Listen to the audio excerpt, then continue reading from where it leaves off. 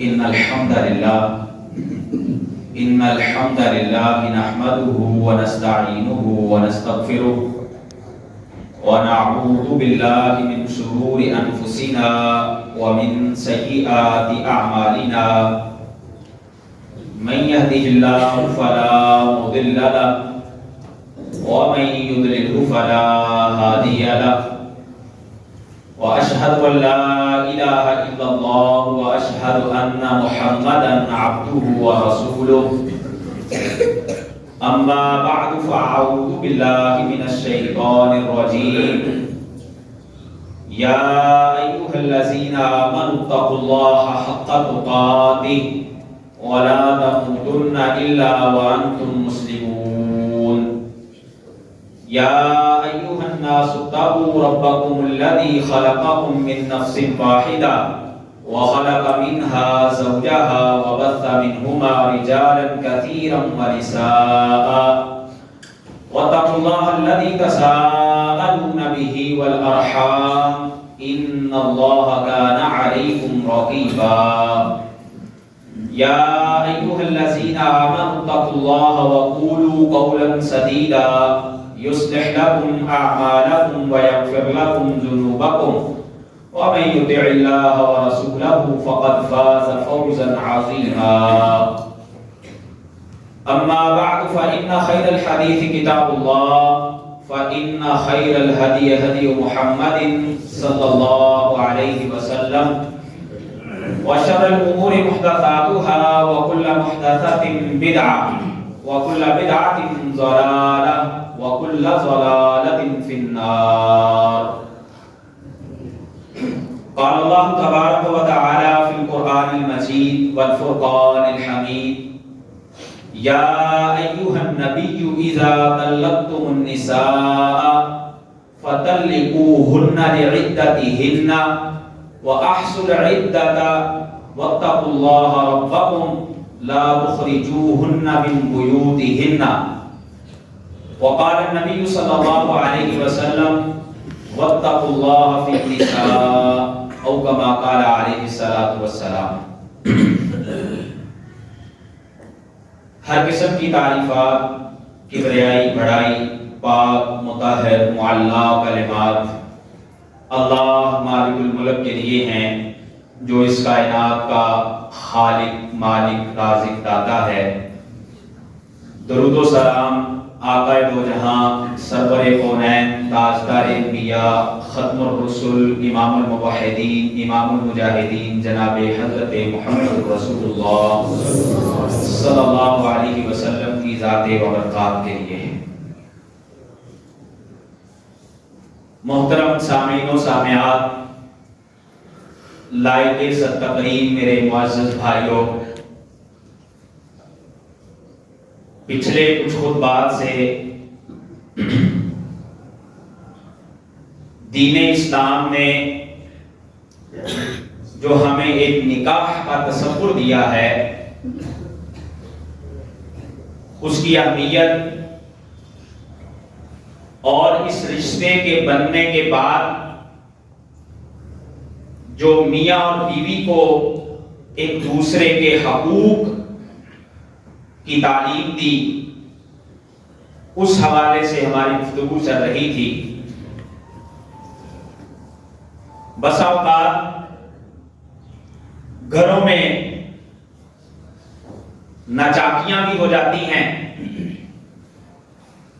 اور وہ چھوٹی چھوٹی باتیں طول پکڑتی ہوئی بسا اوقات ان رشتوں کو ختم کرنے کا ذریعہ بھی بن جاتی ہیں۔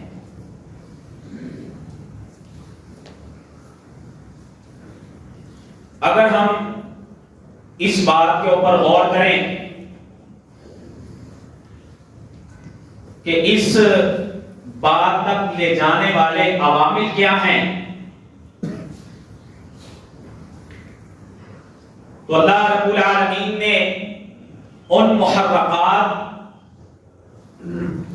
سے ہمیں باز رہنے کی تلقین بھی کی ہے۔ عموماً ہمارے ہاں نکاح کے موقع پر ایک خطبہ پڑھا جاتا ہے اور اس خطبے میں قرآن مجید کی کچھ آیات پڑھی جاتی ہیں جو جمعے کے خطبے میں بھی پڑھی جاتی ہیں، لیکن چونکہ وہ جو نکاح پڑھا جا رہا ہوتا ہے اس میں جو اللہ کے کلام کی بات ہو رہی ہوتی ہے، ہم اس کو اس طرح سے سمجھ نہیں پاتے جس طرح اس کا حق ہوتا ہے۔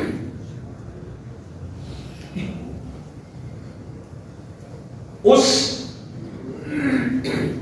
پیغام خطبہ کے نکاح کے اندر جو پیغام ہے، سب سے پہلا جو آیت ہمارے سامنے پڑھی جاتی ہے، یا ایھا الناس، اے لوگو، اللہ نے تم سب کو ایک جان سے پیدا کیا ہے۔ اے رشتے میں جڑنے والے اور جڑنے والی، اس بات کو اپنے ذہن سے نکال دو کہ وہ اعلیٰ ہے، میں اعلیٰ ہوں۔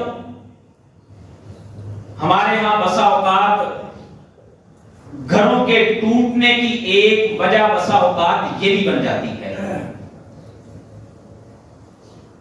کہ میں تو امیر باپ کا بیٹا ہوں، یہ غریب گھرانے کی ہے، میرا تو اچھا بزنس ہے، اس کے والدین کے پاس تو کچھ ہے ہی نہیں، اور کچھ تو یہاں تک بھی معاشرے میں کلمات سننے تک آتے ہیں کہ تو جب اپنے گھر سے آئی تھی ساتھ لے کے کیا آئی تھی، اور یہ تانے اور یہ باتیں پھر زور پکڑتی یہاں تک پہنچتی ہیں کہ ایک دن گھر ٹوٹ جاتا ہے۔ اور اللہ رب العالمین اس آیت میں مجھے اور آپ کو اس موقع پہ پڑھے جانے والی آیت میں یہ درس دے رہے ہوتے ہیں کہ یا ایھا الناس، اے سارے کے سارے لوگوں، اس بات کو سنو کہ تو بھی آدم کا بیٹا ہے، یہ بھی آدم کی بیٹی ہے، اللہ نے تم سب کو ایک جان سے پیدا کیا ہے۔ اللہ کی نظر میں اگر کوئی عزت والا ہے تو یہ عزت نہیں ہے، اللہ کے ہاں عزت تقوی کی بنیاد پر ہوتی ہے۔ اور پھر وَخَلَقَ مِنْهَا زَوْجَهَا، اللہ فرماتے ہیں ہم نے اس میں سے آدم سے اس کی بیوی کو پیدا کیا۔ نکاح ہو کے جب گھر میں بیوی کو لے آتے ہیں، اور جوائنٹ فیملیوں میں بالخصوص پھر یہ مسائل شروع ہو جاتے ہیں، اس نے میری ماں کی یہ بات نہیں مانی، اس نے میرے باپ کے مزاج کے خلاف بات کر دی، اس نے میرے بھائیوں کی بات کو نہیں سنا، اس نے میری بہنوں کے متعلق یہ بات کہہ دی۔ ہم رشتوں کو جج کرنے میں غلطی کر جاتے ہیں۔ اللہ رب العالمین نے جو دنیا کا سب سے پہلا رشتہ بنایا وہ بیوی کا رشتہ بنایا۔ ہم یہ تو دیکھ رہے ہوتے ہیں کہ جو میرے باپ کی بیوی ہے، جو میری ماں ہے، اس کا احترام تو ہونا چاہیے، اور پھر بسا اوقات اس میں شدت اتنی اختیار کر جاتے ہیں کہ اس بنیاد پر بھی گھروں کو توڑ بیٹھتے ہیں۔ معاشرے میں کئی کیس میں نے بھی دیکھے، آپ نے بھی دیکھے، صرف اتنی بات پہ کہ ساس نے یہ کہا، بہو نے آگے سے یہ کہہ دیا، ماں کہتی ہے بیٹا اب اس کو نہیں رکھنا۔ اللہ رب العالمین نے جو دنیا کے رشتے سب سے پہلا رشتہ جو بنایا، شاید میری بات آپ کو سن کے بڑی عجیب بھی لگے، قرآن کی اس آیت سے میں تو یہ سمجھا ہوں کہ رشتوں کو ڈیفائن کرنے میں، ان کو مرتبے دینے میں اللہ رب العالمین نے سب سے پہلے عورت کا رشتہ رکھا ہے۔ جب ایک بیوی کی عزت ہوگی تو ایک ماں کی بھی عزت ہو جاتی ہے، جب بیوی کی عزت ہوگی تو بہن کی عزت بھی ہو جاتی ہے، اور اگر جب بیوی کی عزت ہوتی ہے تو بیٹی کی عزت بھی بن جاتی ہے۔ اللہ رب العالمین نے اس آیت میں ترتیب ہمیں یہ سمجھائی، آج ہم مرتبے دینے میں غلطی کر بیٹھتے ہیں، درجات دینے میں ہر کسی کو اس کے حق دینے چاہیے۔ اور اگر یہاں پہ بیٹھی کچھ مائیں بھی میری بات سن رہی ہیں تو انہیں بھی میں یہ کہنا چاہوں گا کہ بیٹے کی شادی کے بعد انہیں کچھ وقت بیٹے کو دینا چاہیے اور کچھ فری کرنا چاہیے۔ اصل میں مسئلہ یہ بنتا ہے کہ بیٹا جس طرح شادی سے پہلے ماں کے ساتھ اٹیچ ہوتا ہے، اب وہ اس طرح سے ماں کے ساتھ اٹیچ نہیں رہ پاتا۔ ماں سمجھتی ہے شاید اس نے اس کا ذہن خراب کر دیا، جبکہ ماں کو بھی اپنے اندر تھوڑی سی وسعت پیدا کرنی چاہیے، اور اگر یہ مائیں وسعت پیدا کریں تو شاید جو اس ایک فیکٹر کی وجہ سے گھر ٹوٹتے ہیں وہ گھر ٹوٹنے سے بچ جائیں گے۔ اس کے بعد آگے اللہ رب العالمین نے اسی آیت کے اندر فرمایا وَبَثَّ مِنْهُمَا رِجَالًا كَثِيرًا وَنِسَاءً، اللہ نے پھر ان دونوں سے بہت سارے مرد اور عورتیں پیدا کی۔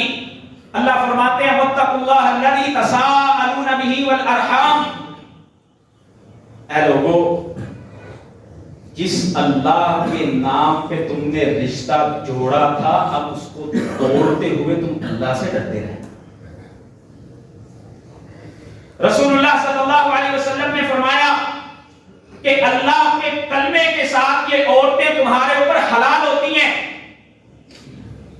اور ایک حدیث میں نبی اکرم صلی اللہ علیہ وسلم نے فرمایا عورت کے ساتھ نکاح جو ہے وہ 4 چیزوں کی وجہ سے کیا جاتا ہے۔ فرمایا اس کے جمال کی وجہ سے، اس کے مال کی وجہ سے، اس کے حسب و نسب کی وجہ سے، اور اس کے دین کی وجہ سے۔ یہاں پر بسا اوقات ہم رشتے کے انتخاب میں غلطی کر بیٹھتے ہیں۔ دیکھا اس کا مال بڑا ہے،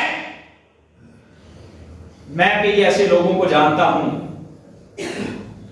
ان سے پوچھے کیا کرتے ہیں، میں بیگم کے ساتھ ہوتا ہوں۔ اب یہ کہتا ہے تم نے مجھے اس لیے ساتھ رکھا، میں نے تیرے ساتھ شادی کی، تو مجھے کہہ رہی ہے فلاں فلاں دکانوں سے جا کے رینٹ اکٹھا کرو، میں تیرا ملازم ہوں۔ لیکن پہلے اس نے اس بات کا خیال نہیں کیا، پہلے ذہن میں یہ آیا اس کے پاس مال بڑا ہے، چلو اس مال کی وجہ سے اس کے ساتھ رشتہ کر لیتے ہیں۔ بعد حسن کے داؤ میں آ کے اندھے ہو جاتے ہیں اور پھر بعد میں پچھتاتے ہیں۔ رسول اللہ صلی اللہ علیہ وسلم نے فرمایا فَاظْفَرْ بِذَاتِ الدِّینِ، اگر تم دین کو ترجیح دو گے، صورت کی بجائے سیرت کو ترجیح دو گے، تو اللہ اس میں تمہارے لیے بڑی خیروں کو پیدا کر دے گا۔ آج ہم اپنی بیٹیوں کے لیے رشتے ڈھونڈتے ہیں، ہم نے کبھی یہ نہیں دیکھا کہ میرا داماد جو بننے والا ہے وہ کیا نماز بھی پڑھتا ہے کہ نہیں پڑھتا، کیا وہ عقیدہ توحید کا ماننے والا بھی ہے کہ نہیں ہے، کیا اس کے دینی معاملات اور اس کی اخلاقیات بھی درست ہیں کہ نہیں ہیں۔ اور اگر ہم غلطی کر بیٹھتے ہیں تو پھر بعد میں در در پہ جا کے لوگوں سے کہتے ہیں دیکھیں ہمارے ساتھ تو زیادتی ہو رہی ہے۔ رسول اللہ صلی اللہ علیہ وسلم فرماتے ہیں کہ رشتے کے انتخاب کے وقت تم دین کو ترجیح دیا کرو، جب تم دین کو ترجیح دو گے اللہ اس میں تمہارے لیے خیر کو پیدا فرما دیں گے۔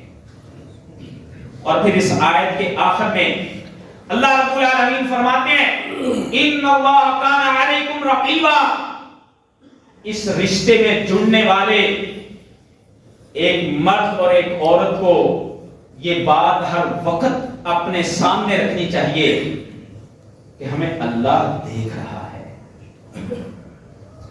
ہم دنیا والوں سے جتنے چھپ جائیں، میں اس کے باپ کے سامنے تو اس کی عزت کرتا ہوں، رشتہ داروں کے سامنے تو اس کی عزت کرتا ہوں، لیکن مجھے یہ بات سمجھنی چاہیے کہ اگر میں تنہائیوں میں اس کے اوپر ظلم کرتا ہوں، کتنی خواتین مجھے کتنے کیسوں کا پتا ہے کہ ذہنی طور پر سائیکی کی مریض ہو گئی ہیں اس وجہ سے کہ میرا شوہر جو ہے وہ میرے پر تشدد کرتا ہے. تشدد صرف مارنے سے نہیں ہوتا، انسان کی زبان سے بھی تشدد ہوتا ہے، انسان کی حرکتوں سے بھی تشدد ہوتا ہے. اللہ رب العالمین مجھے اور آپ کو ایسے واش کر رہے ہیں کہ ہم اللہ سے کبھی چھپ نہیں سکتے ہیں. دنیا والوں کی نظروں سے ہم چھپ جائیں گے، لوگوں کی نظر میں ہم بڑے اچھے بھی بن جائیں گے، لوگ میری تعریفیں بھی کرتے ہوں گے، لیکن اگر میرے گھر میں معاملات ٹھیک نہیں ہوں گے تو مجھے رسول اللہ کا وہ فرمان یاد رکھنا چاہیے جس میں رسول اللہ صلی اللہ علیہ وسلم نے فرمایا خیرکم خیرکم لأہلی وَأَنَا خَيْرُكُمْ لِأَهْلِي. اے لوگوں، تم میں سے سب سے بہتر وہ ہے جو اپنے اہل والوں کے لیے بہتر ہے. اور فرمایا میں محمد صلی اللہ علیہ وسلم تم میں سے اپنے اہل والوں کے لیے سب سے بہترین ہوں. اور اس کے بعد جو دوسری آیت پڑھی جاتی ہے یا ایھا الذین آمنوا اتقوا اللہ حق تقاتی وَلَا تَمُوتُنَّ إِلَّا وَأَنْتُمْ مُسْلِمُونَ. اس میں اللہ مجھے اور آپ کو اس نکاح کے موقع پر یہ پیغام دے رہے ہوتے ہیں کہ انسان جو تو دنیا میں ہر موڑ پہ بڑے دھیان سے چلتا ہے، کہیں مجھے ادھر سے نقصان نہ آ جائے، کہیں مجھے ادھر سے نقصان نہ پہنچ جائے. ہجوم میں ہوں تو میں اپنی جیب کا بھی خیال رکھتا ہوں، میری جیب کو کہیں ڈاکہ نہ پڑ جائے، میرا مال کہیں لٹ نہ جائے. اللہ رب العالمین اس آیت میں یہ پیغام دے رہے ہوتے ہیں کہ یہ اللہ کے نام پہ جو بننے والا آج کا رشتہ ہے، یہ ساری زندگی اسی طرح اچھا رہنا چاہیے حتیٰ کہ تمہیں موت آ جائے. اللہ رب العالمین سے ڈرتے رہنا، ورنہ لوگ تو کمزوریاں ڈھونڈتے ہیں، لوگوں کے سامنے تو ویک پوائنٹ آنا چاہیے، لوگ تو اس ویک پوائنٹ کو لے کر کے پھر کس طرح سے تماشے بناتے ہیں.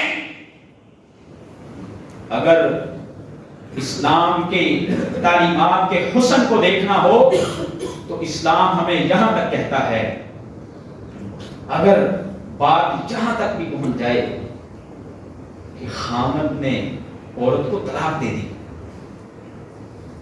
پھر بھی حکم کیا ہے کہ وہ عورت اس مرد کے گھر میں ہی رہے.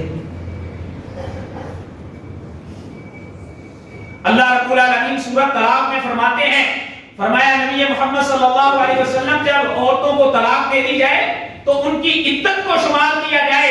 وہ 3 ماہ کی جو عدت ہے، اس 3 ماہ میں عورت کو چاہیے کہ وہ اپنے خاوند کے گھر میں رہے، اس سے باہر نہ نکلے.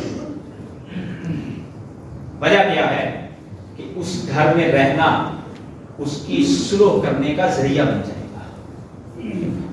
ابھی چلو اس کو غصہ آیا، دونوں کے اندر ناچاکی ہو گئی، لیکن تھوڑا وقت گزرنے کے بعد جب احساس ہوگا تو یہ رجوع کر لیں گے، ان کی صلح ہو جائے گی. لیکن اگر کسی تیسرے کو موقع مل گیا، کسی تیسرے نے بات کو سن لیا، وہ چاہے جتنا بھی قریبی ہو، جو میاں اور بیوی کے درمیان قربت ہوتی ہے وہ کسی رشتے میں نہیں ہے. وگرنہ ہمارے ہاں ہمارے معاشرے میں کیا ہوتا ہے، ابھی تھوڑی سی بات میں ہوتی ہے، اور اس اینڈرائڈ نے تو اب اللہ معاف فرمائے ہمارے معاشرے کی گھر کی ایک ایک بات آج کیا ہوا گھر میں، کیسے گزرا دن، کیا معاملات ہوئے. اور پھر جب یہ اپنے والدین کے گھر چلی جاتی ہے پھر احساس ہوتا ہے، اس کو بھی احساس ہوتا ہے، مرد کو بھی احساس ہوتا ہے، یہ دونوں سلو کرنا چاہ بھی رہے ہوتے ہیں. جب بات تیسرے فریق میں چلی جاتی ہے تو وہ تیسرا فریق یہ کہتا ہے اب تم آ گئی ہو، بیٹھ جاؤ گھر میں، ہمارے گھر میں تمہارے لیے روٹیاں ختم نہیں ہوئی، ہم تمہیں کھانا کھلا سکتے ہیں.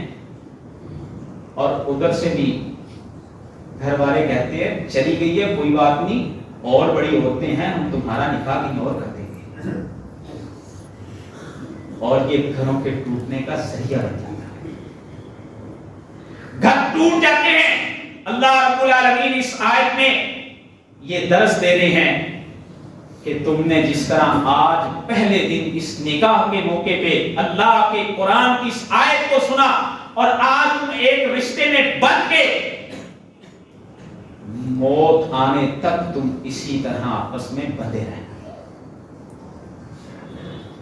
اور پھر ایک بہت بڑا فیکٹر اور محرک جس کی وجہ سے گھر ٹوٹتے ہیں، گھروں میں بدسکونیاں پیدا ہوتی ہیں، وہ عورت کی طرف سے بھی اور مرد کی طرف سے بھی بسا اوقات بد کلامی اور بد زبانی ہوتی ہے. یہ بد کلامی اور یہ بد زبانی، میں نے ایک دفعہ ایک جگہ پہ ایک لطیفہ پڑھا، ایک بندے نے لکھا کہ یہ جو چنچی رکشہ ہوتا ہے اس کا سلنسر جو ہے یہ شروع میں بے آواز ہوتا ہے، اور عورت کی زبان بھی شروع میں بے زبان ہوتی ہے، بے آواز ہوتی ہے. اور پھر جب گھروں میں یہ بد زبانیاں شروع ہوتی ہیں تو جب یہ سلنسر پرانا ہو جائے یہ پھٹتا ہے تو کان پھاڑتا ہے، اور عورت کی زبان جب پھٹتی ہے تو پھر گھر پھٹتے ہیں. عورت کی زبان جب کھلتی ہے تو پھر گھر ٹوٹتے ہیں. یہ مرد کہتا ہے کہ ٹی وی کی آواز تو میرے کنٹرول میں ہے، میں جب چاہتا ہوں کم کر لیتا ہوں، عورت کی آواز تو میرے کنٹرول میں بھی نہیں رہی. یہ جب بولتی ہے تو پھر رشتے ٹوٹتے ہیں. مرد بھی جب اپنی زبان کو کھولتا ہے تو پھر رشتے ٹوٹتے ہیں.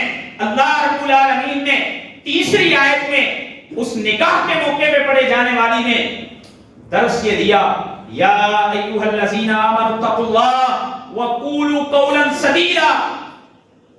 اپنی زبانوں کو کنٹرول میں رکھنا، سیدھی صحیح بات کہنا اور زبانوں کو کنٹرول میں رکھنا، کیونکہ ان زبانوں کے غلط استعمال سے پھر گھر ٹوٹ جایا کرتے ہیں. اور ہمارے سلف صالحین تو اس معاملے میں کس حد تک احتیاط کیا کرتے تھے. کئی صحابہ سے یہ قول منقول ہے کہ صحابہ اپنی زبان کو صبح پکڑتے اور کہتے کہ آج تو سارا دن صحیح رہنا، تیری وجہ سے ہم صحیح رہیں گے، اگر تیرے اندر بگاڑ پیدا ہو گیا تو ہمارے اندر بھی بگاڑ پیدا ہو جائے گی. آج معاشرے میں افراط و تفریق ہو جاتا ہے. جب کسی کی کوئی ایک برائی دیکھی جاتی ہے اس کی 99 اچھائیوں پہ ہم پردہ ڈال کے اس کی ایک برائی کو اتنا اچھالتے ہیں، اس حد تک آگے چلے جاتے ہیں. ہمیں رسول اللہ صلی اللہ علیہ وسلم کا وہ فرمان یاد رکھنا چاہیے. امام ترمذی رحمۃ اللہ علیہ جامع ترمذی میں حدیث لے کے آئے ہیں. اللہ کے نبی صلی اللہ علیہ وسلم نے فرمایا احبب حبیبک حونا ما عصا ان یکون یبغیض یوما ما، کہ جب کسی سے محبت کرو تو اس محبت کو بھی ایک لمٹ تک کیا، اور فرمایا جب کسی سے بغض کرو تو بغض بھی اتنا کرو کہ جب واپس لوٹنا پڑے تو یہ نہ ہو کہ مشکل ہو جائے. آج تم اس چہرے کے متعلق ایسی باتیں کرو کہیں یہ نہ ہو کل کو وہی چہرہ تمہیں چومنا پڑ جائے. آج اتنی احتیاط سے اپنی زبان کو چلاؤ کہ کل کو اس زبان سے نکلے ہوئے جو الفاظ ہیں وہ اتنے گہرے زخم نہ بن جائیں کہ ان زخموں کو بھرا نہ جا سکے. اور پھر اس کے ساتھ لچک دینا ہم چھوڑ جاتے ہیں، فوراً گرفت کرتے ہیں. کسی کی غلطی دیکھی فوراً بدگمانی پیدا ہونا شروع ہو جاتی ہے، اور وہ بدگمانی ہمیں بعض اوقات یہاں تک لے جاتی ہے کہ وہ بدگمانی گھروں کو توڑنے کا ذریعہ بن جاتی ہے. وجہ کیا ہوتی ہے؟ ہم ایک دوسرے کو سمجھ نہیں پا رہے ہوتے. میاں بیوی کے رشتے میں کہتا ہوں آج اپنی اولادوں کو یہ ہمیں سکھانا چاہیے شادیوں سے پہلے کہ بیوی کو کیسے ٹریٹ کرتے ہیں، اور بیوی کو سکھانا چاہیے کہ مرد کو کیسے ٹریٹ کرتے ہیں. اس میں کوئی شرم اور حیا کی بات نہیں ہے. آج ہمیں بتانا چاہیے اپنی بیٹیوں کو، اپنے بیٹوں کو کہ نکاح کے بعد تمہارے اوپر کیا کیا ذمہ داریاں عائد ہوتی ہیں. مجھے ایک بچی کی بات کبھی نہیں بھولتی. ایک نکاح کے موقع پر ہمارے آفس میں نکاح ہو رہا تھا، تو وہ بیٹی جب حق مہر کی بات آئی تو کہتی ہے کہ کیا میں حق مہر میں اپنے شوہر سے یہ لکھوا سکتی ہوں کہ یہ ساری زندگی میری عزت کرے. یہ شوہر تو کچھ عرصے کے بعد ہمیں مارنا شروع کر دیتے ہیں، پیٹنا شروع کر دیتے ہیں، ان کے رویے اور انداز بدل جاتے ہیں. کیا میں اپنے حق مہر میں یہ لکھوا سکتی ہوں کہ یہ ساری زندگی میری عزت کرے گا؟ ہم جس نبی کے ماننے والے ہیں اس پیغمبر کی تعلیمات کے اندر کیا حسن پایا جاتا ہے. اللہ کے نبی صلی اللہ علیہ وسلم نے فرمایا کہ اے شوہرو، اگر تمہیں تمہاری بیوی میں کوئی ایک بات ناپسند بھی لگے تو اس کو اگنور کر دیا کرو. کتنی باتیں ہوتی ہیں جو تمہیں پسند بھی تو ہوتی ہیں. اور بیویوں کو کیا تعلیم دی؟ فرمایا رسول اللہ صلی اللہ علیہ وسلم نے کہ اگر میں اللہ کے علاوہ کسی کو سجدہ کرنے کی اجازت دیتا تو وہ اس کے شوہر کے لیے اجازت دیتا.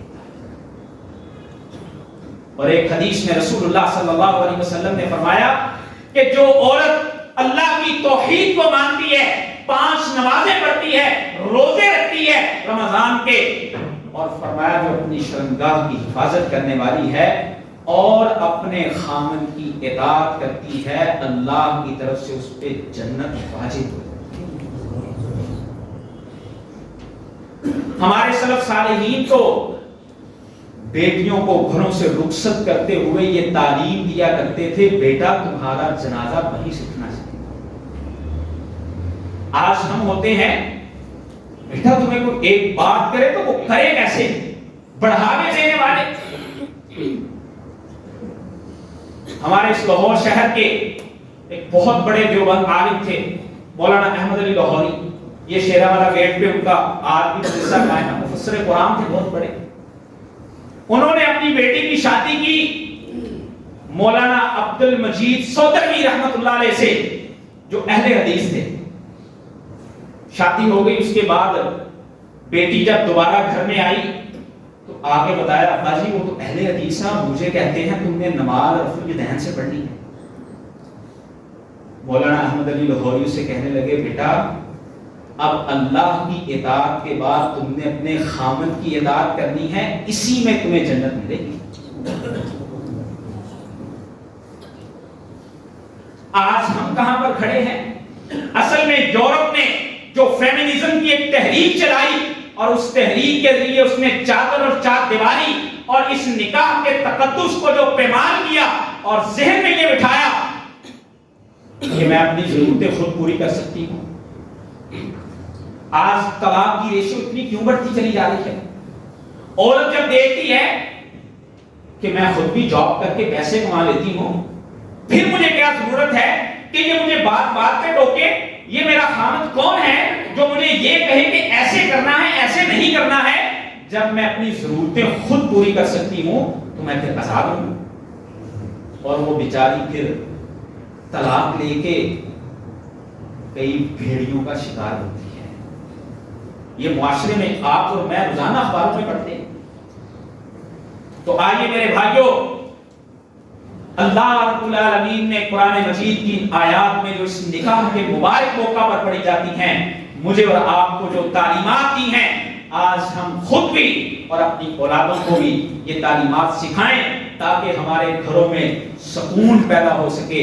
یہ عورت اگر چاہے تو اس گھر کو جنت بھی بنا دیتی ہے، اگر چاہے تو ایسی بے سکونیاں بھی پیدا ہوتی ہیں کہ مرد کا اس گھر میں داخل ہونے کو دل بھی نہیں کرتا ہے۔ اللہ میرے اور آپ کے سب کے گھروں کو اس دنیا میں جنت بنا دے، اور اللہ ہمیں اس طرح سے زندگیاں گزارنے کی توفیق دے جس طرح اللہ چاہتے ہیں۔ وآخر دعوانا الحمدللہ۔